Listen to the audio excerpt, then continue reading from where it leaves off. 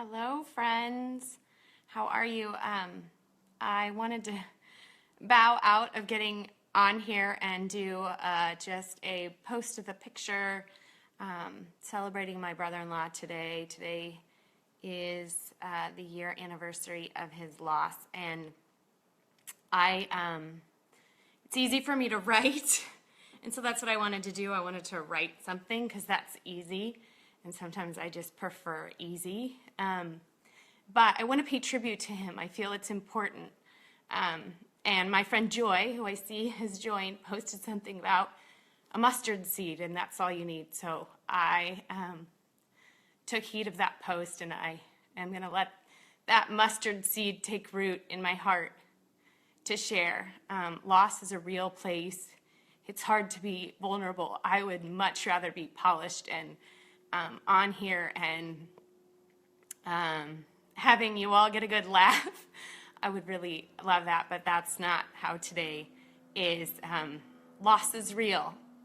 And I'm not alone in that. I mean, there are a lot of people walking through brokenhearted spaces, and so I think it's so important to just be authentic and to not be afraid to walk into the territory that's uncomfortable, because people walk through it all the time, and we need to shine some light in there and find hope in dark places. So that's what I'm doing, and my brother-in-law, Brian, deserves this space. I want to keep his memory alive, and so I owe that to him. I owe it to him to be uncomfortable and to pay tribute to someone I admire a lot and whose life changed my life. And whose life, the loss of his life has changed my life. So I want to pay honor and respect to that and invite you guys in. To those who knew Brian, I want to reopen the story and maybe, kind of reignite some good memories of him.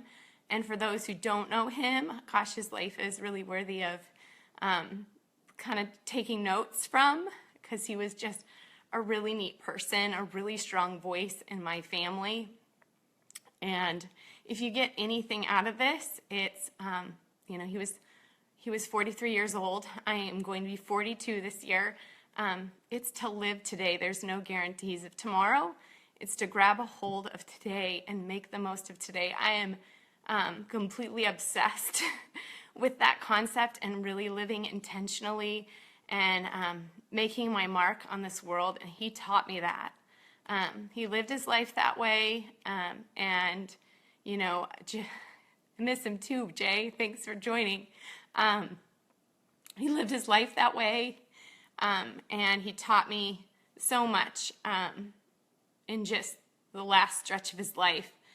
Some, just in simple conversations with me, and some I don't think he intended to teach me. It was just me really watching how fragile life is and learning to live with urgency and learning to live with intention and learning to be fearless and making the most out of life, because you get one chance at this. I don't know.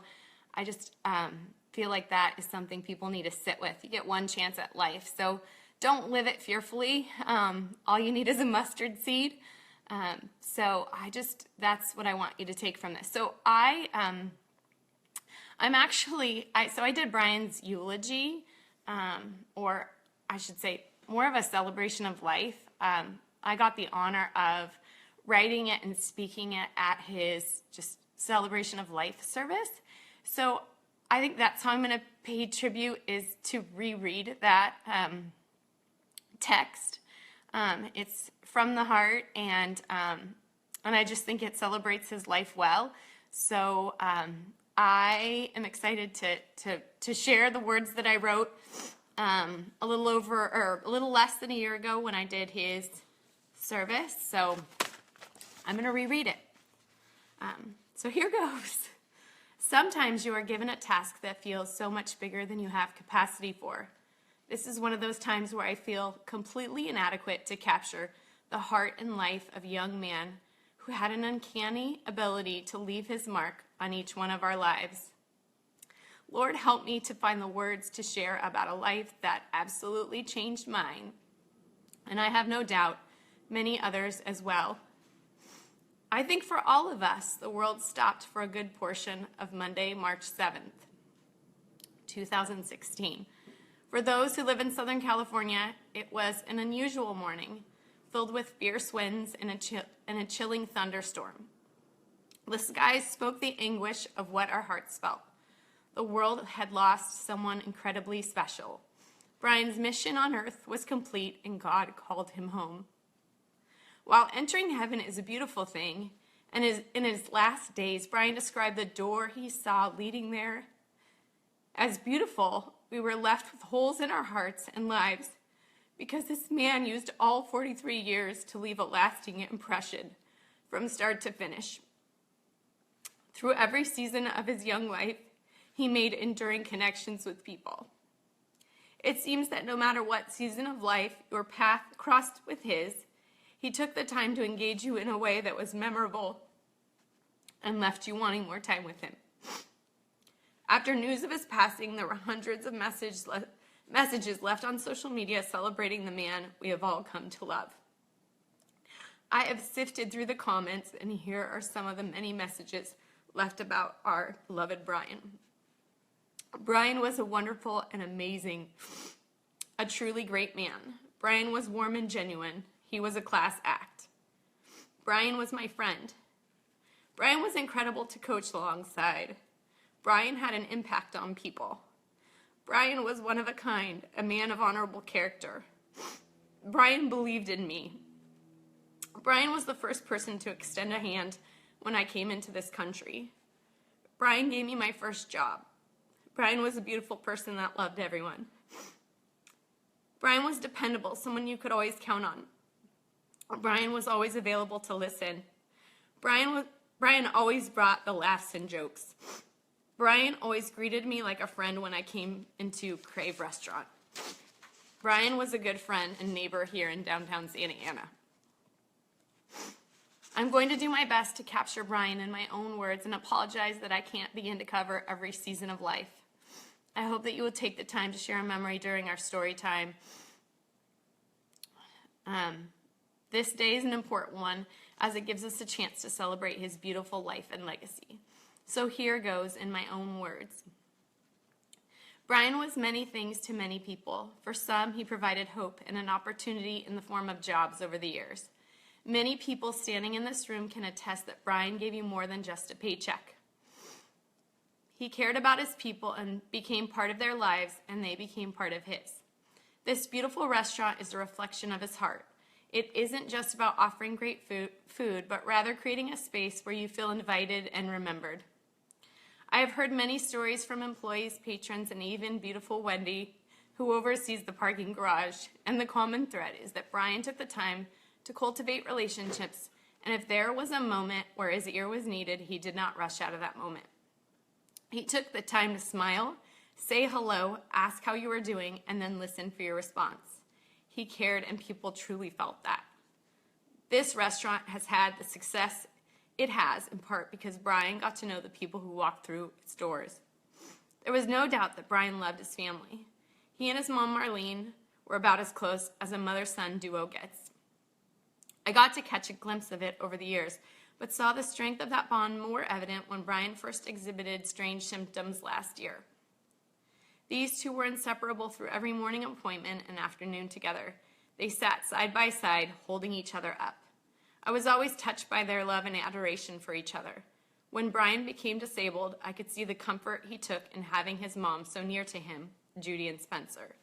I watched Marlene hold Brian's hand until the end. This woman, who had brought this incredible boy into the world, nurtured his spirit and allowed him to spread his wings and fly, stood watch until his very last breath. I know with every fiber of my being that Brian entered eternity feeling peace that his family was a tight unit and would take care of each other in his absence. And then there was Brian's love, Judy. Not sure how many of you know the story, but Brian first met Judy when they lived in a duplex on the peninsula. Judy lived upstairs and Brian lived downstairs, And legend has it that Brian was a little less than truthful about his age in courting Judy. You see, he was several years her junior, and was afraid she wouldn't give him a chance. I'm not sure how long the ruse went on, but his pursuit did win her heart, and they partnered in marriage and then in business a couple times over. These two both have an entrepreneurial spirit and work tirelessly to bring a dream to life.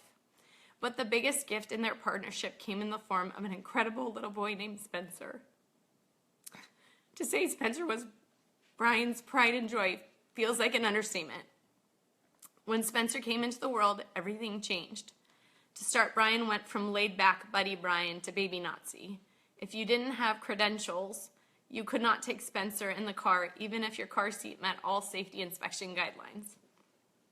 Brian just wouldn't take the risk. He loved that boy so much. Then we watched that bond grow from an overprotective toddler dad to a supportive, loving dad who recognized the responsibility and gift of raising this boy that God had given him and Judy. Brian was a hands-on dad with Spencer, investing time through conversation, discipline, academics, and sports to ensure Spencer would grow into his full potential. Brian and Spencer spent a lot of time together on the ball field, developing the athletic ability God had given Spencer as a ball player. I think a lot of people in this room were captivated by their relationship on and off the field because they were so connected. I honestly love listening to their talks. Brian was an incredible father and teacher. Together, Brian and Judy did a great job to raise a respectful, loving, and humble kid who works very hard. I know Brian was proud to call this talented, dependable, faithful, and loving boy his son. But to you and I, it is no surprise that this kid that Brian was so proud of would be anything less, as Brian poured the essence of his spirit all over Spencer. And Spencer reflects most of the qualities that people have come to love in Brian. Thanks, Nick. I am Judy's youngest sister, and to me, Brian was my protective and loyal older brother. When he married into our big family, I don't think he quite knew what he was getting into, but he never skipped a beat. Our family has had some medical challenges over the years, and Brian, along with Judy, were always the first to arrive at the hospital for support. When my father was under hospice care and needed to be repositioned, Brian would get in his car and drive over to my dad and make sure that he was as comfortable as possible.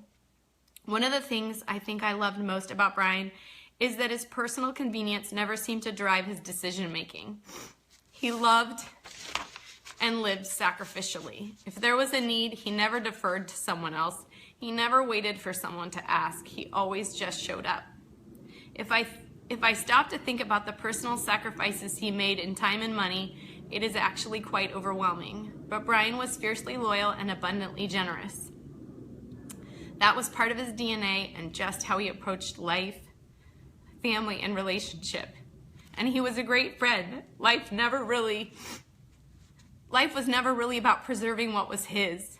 It was about opening doors and inviting people in. I loved going over to their house for a meal and watching how all the neighbors would pour in like family. Brian and Judy created one of the most hospitable households that I have ever known.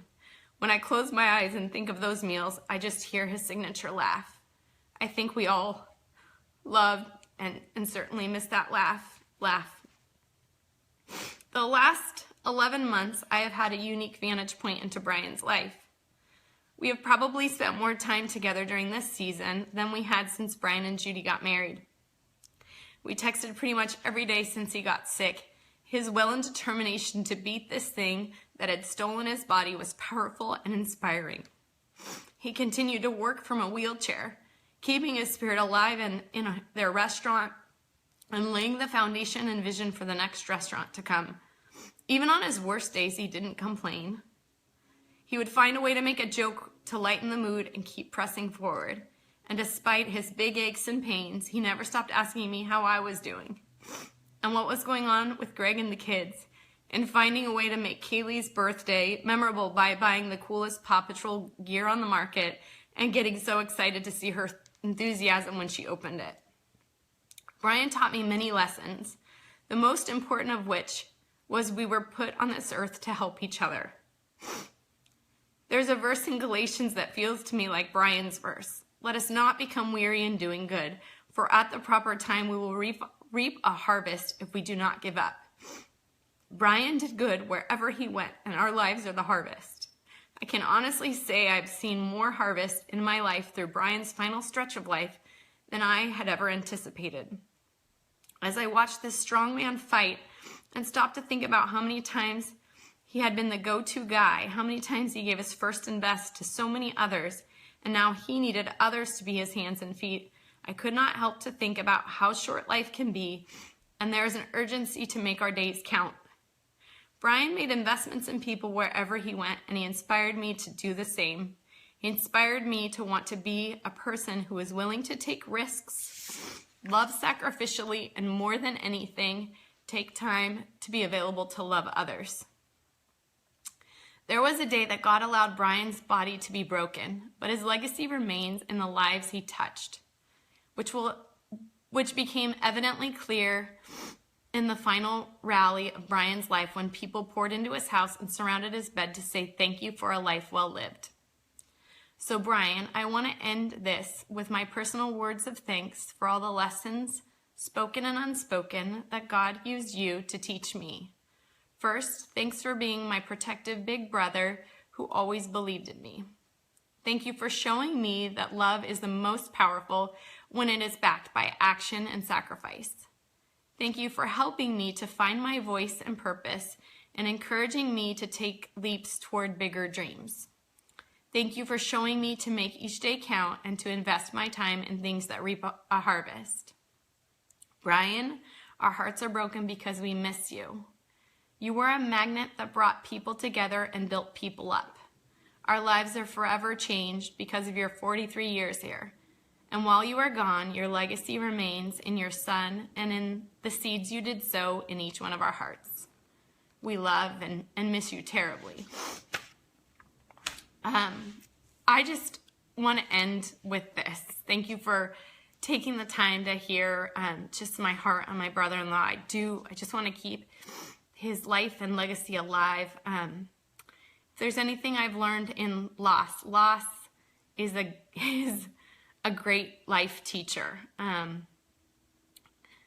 What I've learned in loss is to live. I have learned that, there's an urgency to life. Like I mentioned in the beginning, you only get one of these lives to live. And I just want to leave people, I think sometimes we just get stuck in our day-to-day rut and we just go and we go and we go. And it's not until something shakes up our life do we really think about the importance of living each day out with purpose and intention.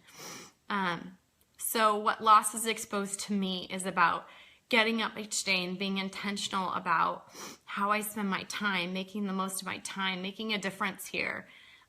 Really kind of pressing toward this idea of legacy. I think I used to be the person that would say someday, I'll do that someday. And there were always important things that got squeezed out to someday. I've changed my thinking on that. In my world, someday's just not acceptable because someday might not happen. I've learned that 3 times over in the course of a year. One of my good friends is a widow and 2 of my sisters. I don't live for someday anymore. I live today. I think it's really important to really think about your time and think about why you're here. What's your purpose? I feel like my brother-in-law, whether it was conscious or not, he just did a really good job. He saw all the opportunities that were in front of him to just bless people. That's what he left. He left seeds in people. He left this caring spirit. He didn't squeeze those people out because life was just too busy. He didn't have time. He made time. That was just kind of the important thing. And that was a priority in his life. And that's the way that, that's what I gleaned from his life, is really to make that a priority. So I've rearranged my time. I make first things first. I don't squeeze them till the end. So, my kids, my kind of life purpose, my husband, we're in it together to just make a difference here so that there are no regrets in life. There's no looking back, I wish I would have. We're going for God-sized dreams. We're those things that are put on our heart, we're going for them. We're investing in people. I think about, as I wrote this about Brian, what would people say about me? What does my life look like in the eyes of others? What difference did I make? And so it just it reframes how I spend my time and what I want, what I want to do. For me, the key thing is to be flexible, because life just changes at the drop of a dime. I've seen it too many times. You have your plans and then life happens. And I just want to be flexible to that. I want to be the person that doesn't have an excuse and can show up for people with my time and my resources, because that's what I want to be known for. And so I think it's important to think about, what do you want to be known for? I mean, think about, what people will say when you're gone. And I celebrate Brian today to keep his spirit alive. He made a difference in so many lives, and life does just kind of keep going. But as I sit and think about it, I mean, there is a boy without a dad who has to cope. There's a wife without a husband. There's a mom without a son. I am that person. I play all those roles, except for son, I'm daughter. But loss is big, to have a person extracted from your life and to not have them there to carry burdens, of all types, or to speak into your life. There's a massive hole there, which is why I just feel in my life it's so important for me to be so available to them, because he's my brother-in-law, and it's a big hole in my life, but it's a bigger hole in a little boy's life, or in a mom's life, or in a wife's life. So anyways, that's my encouragement to you, is this isn't meant to be like a Debbie Downer chat, but really an urgency to live. So I just want to have a call to action on live today. Don't wait for someday. Make things that are a priority and that are stirring in your heart.